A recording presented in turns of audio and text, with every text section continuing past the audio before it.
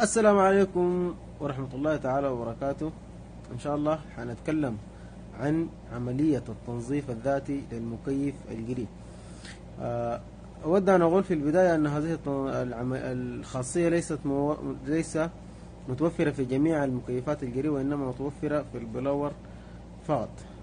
فبالتالي نشوف طريقة العملية كيف. أول حاجة نقوم بإغلاق المكيف كده، المكيف قفل.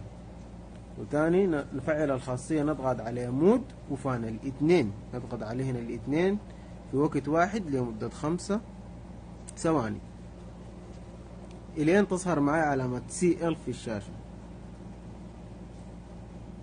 كما ترون أن الخاصية قد تم تفعيلها، وتظهر CL في شاشة المكيف، تظهر CL في شاشة المكيف. كده تم تفعيل عملية التنظيف الذاتي.